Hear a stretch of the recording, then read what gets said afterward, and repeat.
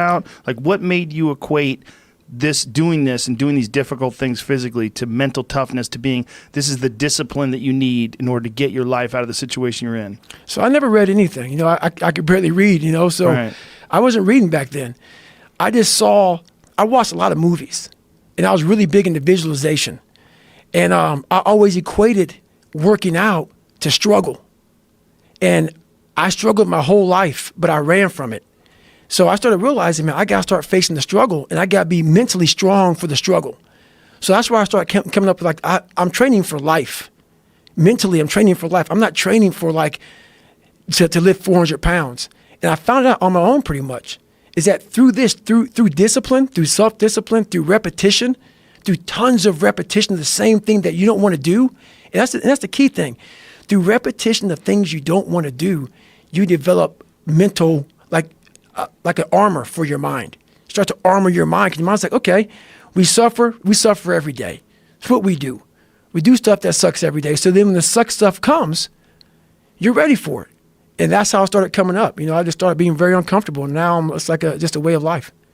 It's a crazy thing to figure out, though. It's like that you figured it out, and you didn't just figure it out, you embraced it. Like when you were talking about your senior year of high school, when you're talking about your mirror being your accountability mirror, like you had a radical shift. Mm-hmm. Like you just decided to not be a fucking loser, right, and to start tightening up and start holding yourself accountable and get ready for things. So I had this my whole life. I mean, I don't know if people believe in God or what. I don't care what you believe in. There's been this unrelenting voice in my head. We all have this voice. It's the right or wrong voice. And a lot of times that voice guides us into comfort. And my voice guided me into comfort a lot.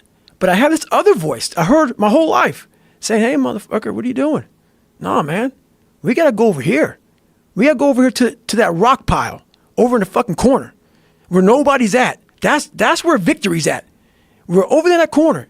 So this voice was giving me all these answers. Now, I wasn't a real smart kid growing up, but I had this crazy voice in my head saying, over there is where the fucking answers are. And I didn't want to listen to it because over there was pain.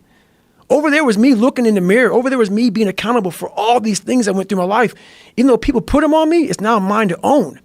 And I didn't want to go over there by myself, but I had to. And this voice was guiding me there. It's God, whatever you want to call it. But that's what it was in me. Do you think that's just what when you separate yourself from your ego and what your insecurities and all you, like if you were giving yourself advice, you would say that's what the thing is to do. So do you think that's what it was, like your subconscious, or you stripped away from all the bullshit when you couldn't lie to yourself because it's a voice in your head? That's exactly it. It's exactly it. Because it knew. It knew. I was a character. I was trying to find myself through a character. I was making different hairstyles and sagging my pants, and I was off. I was off, man. I was a clown. I was a clown, and I was like, this is not where you're supposed to be in life, man. And it's ugly when you look in that dirty mirror, and you're trying to do a new hairstyle to go to school. You know, I had a hairstyle one time where I shaved the top of my head. You know how old men had the hair like leaving their head? Yeah. Yeah. So I went to school with hair on the side of my head and in my back, and I shaved the whole top of my head. I went to school like that, you know. And then I had like. What did the kids say? I don't remember what they said, but I was just a funny dude. You know, so that was my thing.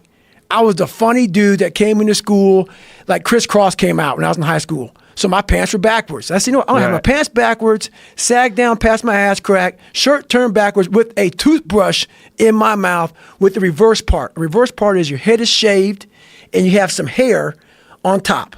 Just a little piece of hair versus like a part through hair. The part was on a bald head. So it was just, I would sit at home instead of studying. I would think about what can I do to impress the motherfucker at school. Wow. And that became my life.